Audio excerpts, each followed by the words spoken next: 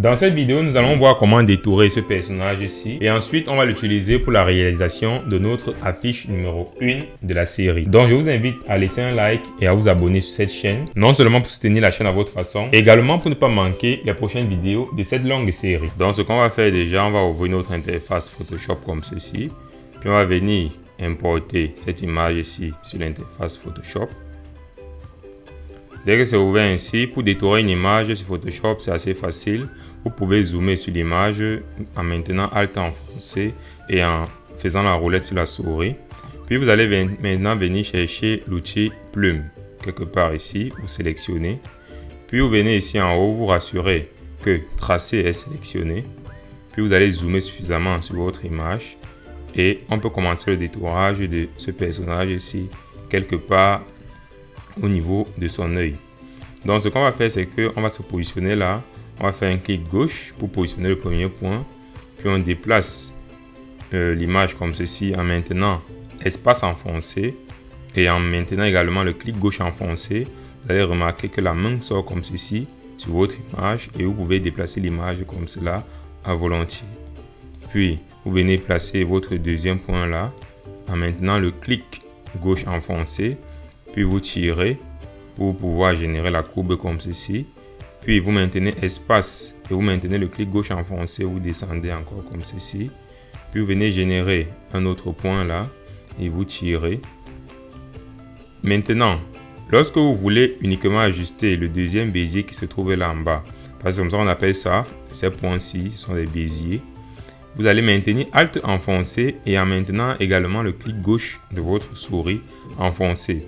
Et là, vous pouvez bouger le bézier comme ceci. Ceci permet de changer facilement de direction lorsque vous faites le détourage de votre image. Puis, vous allez lâcher et vous déplacer encore également comme ceci avec espace enfoncé.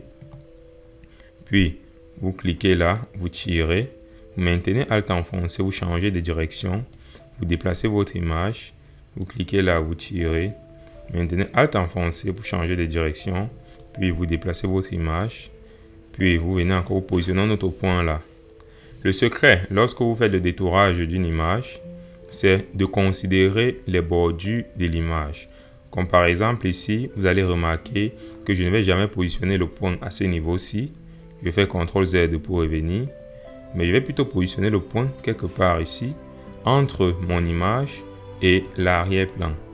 Lorsqu'on fait ainsi, ça permet à ce que l'image soit détourée de manière nette, sans défaut. Parce que lorsque vous faites le détourage d'une image avec l'arrière-plan, on aura toujours tendance à croire que votre image est un peu fake. Par exemple, dans ce cas-ci, je remarque que son habit est un peu similaire à l'arrière-plan. Ce que je vais faire, c'est que je vais dézoomer. Donc, je maintiens Alt enfoncé avec la roulette. Je dézoome là pour bien observer ce qui se passe là. Donc, je remarque que l'habit se sépare quelque part ici. Donc, c'est à ce niveau-ci que je vais venir positionner mon point là. Je maintiens Alt enfoncé également pour pouvoir changer de direction. Je mets cette direction-ci. Puis, je déplace à nouveau mon image en maintenant espace enfoncé et le clic gauche enfoncé. Puis, je viens positionner mon autre point là. Je maintiens Alt pour changer de direction et ainsi de suite. Si je vois que je ne me repère pas bien, je peux toujours dézoomer à tout moment pour revenir et voir ce que je suis en train de faire. Donc là, je remarque que je me suis un peu décalé de l'habit de mon personnage. Donc je vais faire CTRL Z 2 fois et je vais venir positionner mon point là. Puis je vais descendre là, je positionne mon autre point ici. Puis je fais la même chose par là et ainsi de suite.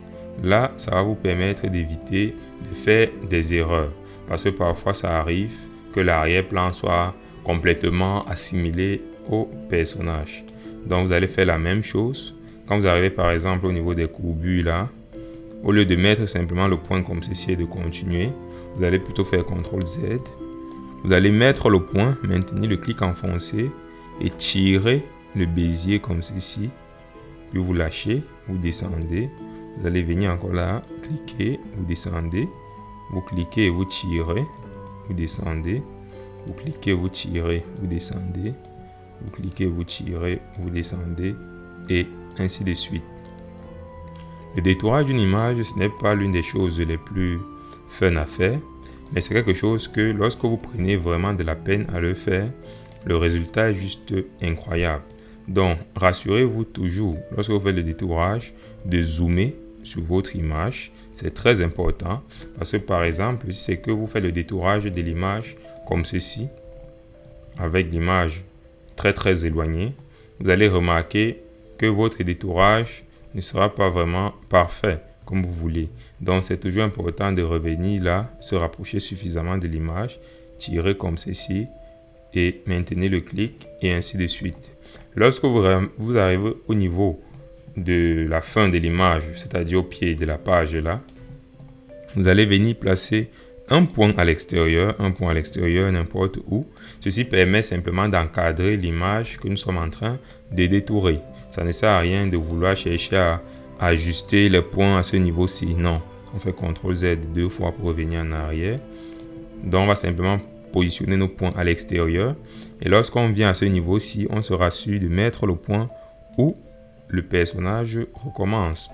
Puis, on va répéter la même opération que nous avons effectuée sur le côté droit, mais plutôt sur ce côté-ci. Donc, on va venir là, on va zoomer suffisamment. Étant donné que l'arrière-plan se distingue facilement du personnage, on n'a pas besoin de dézoomer trop. On peut zoomer suffisamment là. Et là, on va venir placer nos points de détourage. On place le point là, on tire. On remonte là, on place l'autre point, on tire. On remonte, on place le point, on tire. Ainsi de suite. Et à chaque fois que vous arrivez au niveau des courbures, vous tirez comme ceci. Puis vous pouvez maintenir Alt pour changer de direction. Et ensuite, vous montez également là, vous tirez. Vous montez là, vous tirez. Maintenez Alt pour changer de direction. Vous montez, vous tirez. Arrivé à ce niveau-ci, c'est la même chose que vous allez effectuer. Donc, vous placez votre point quelque part là, vous tirez comme ceci. Puis, vous allez maintenir Alt enfoncé pour déplacer ce bézier-ci et le diriger quelque part là. Puis, vous lâchez et vous positionnez votre deuxième point là. Si c'est que le point que vous avez positionné n'est pas à l'endroit que vous voulez et que vous voulez le déplacer en même temps que vous le positionnez, vous allez d'abord faire CTRL Z pour annuler le point que vous avez mis. Puis, vous faites un clic, vous maintenez le clic enfoncé, bien sûr. Et ensuite, vous allez maintenir espace enfoncé. Lorsque vous maintenez espace enfoncé, voici ce qui se passe au niveau de votre point. Vous pouvez déplacer votre point à volonté. Ça veut dire, par exemple, sur ces endroits complexes comme ceci, on voudrait que notre point se trouve net à ce niveau-ci. Donc, on va le déplacer jusqu'à ce qu'il arrive au niveau où nous voulons. Puis, on lâche espace et on fait modifier le bézier comme ceci. Donc, je vais essayer de le repositionner encore. Et ensuite, je fais Alt pour changer de direction et je monte comme ceci. Puis, je vais continuer mon détourage. Je monte là, je tire comme ceci. Je monte là, je tire comme cela. Je viens là et tire comme ceci. Je fais Alt pour changer de direction. Puis, je viens positionner l'autre point là. Toujours se rassurer et n'oubliez jamais cela, de venir toujours aux extrémités. Ne jamais prendre l'arrière-plan. Si vous prenez l'arrière-plan, votre détourage sera toujours approximatif. Certes, le détourage avec la plume, c'est l'un des détourages les plus lents qu'on peut effectuer sur Photoshop, mais ça reste l'un des moyens les plus effectifs qu'on utilise lorsqu'on va avoir une séparation d'une image avec son arrière-plan assez parfaite. On va continuer notre opération. On maintient là.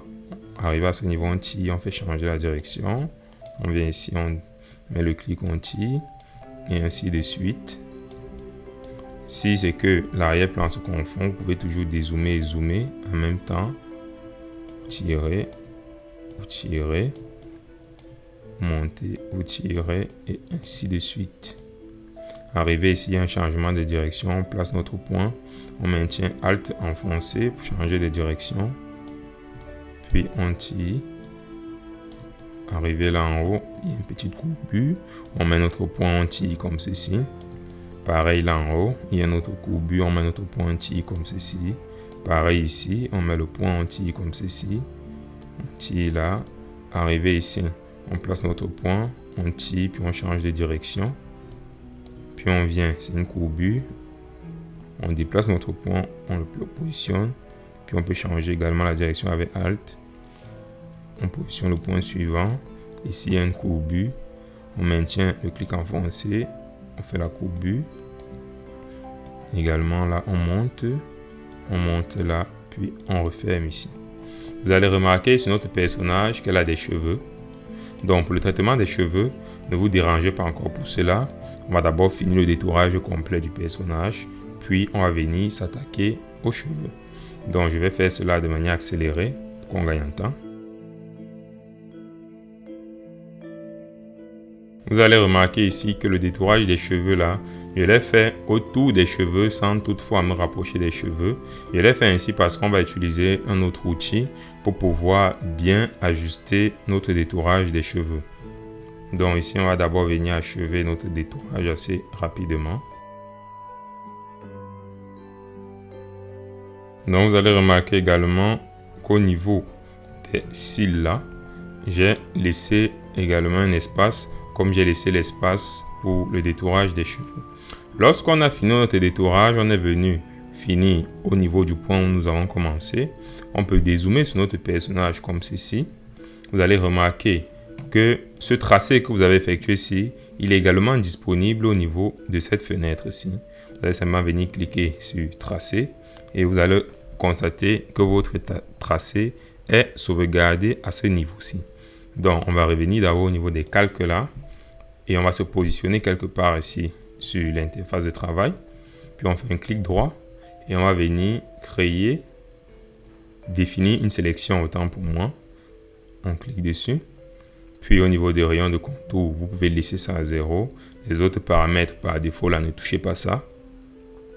Puis on va venir valider OK. Cela va vous donner une zone de sélection comme ceci qui apparaît tout autour de notre personnage qu'on veut détourer.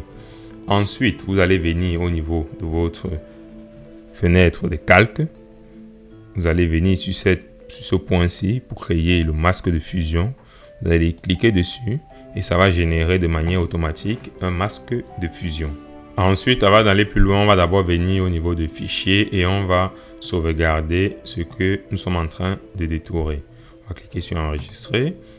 On va faire plutôt enregistrer sur l'ordinateur. Puis, on va venir au niveau de notre masque de fusion là. On va double-cliquer dessus. Ça va afficher cette fenêtre ici. Vous allez cliquer sur Entrée quand sélection est masquée. Ceci va sortir. Ce que j'aime souvent faire, c'est quoi? Vous allez venir à ce niveau-ci. Vous allez cliquer sur ce menu déroulant et on va venir choisir Incrustation. Puis, on va venir au niveau de l'opacité. On va mettre ça à 100 pour bien voir notre personnage qu'on est en train de détourer. Puis, on va venir ici en haut, à gauche. Vous allez prendre cet outil-ci. Cet outil-ci va fonctionner sur les cheveux. Puis, on vient là, on maintient Alt enfoncé et le clic droit de la souris enfoncé. Puis, on tire vers la droite pour agrandir comme ceci. Et ensuite, on vient là. Vous maintenez le clic gauche enfoncé et vous cliquez tout au bord des cheveux comme ceci. Vous allez remarquer que ça efface les déchets là et en gardant la texture des cheveux. Puis vous allez venir faire la même chose ici au niveau des yeux. Vous avez simplement besoin de cliquer. Cliquez simplement comme ceci. Et ensuite ces petits déchets ici, vous pouvez venir prendre cet outil-ci. Vous allez venir sélectionner moins. Puis vous venez là, vous maintenez Alt enfoncé, le clic droit enfoncé. Vous déroulez comme ceci. Puis vous cliquez là pour effacer.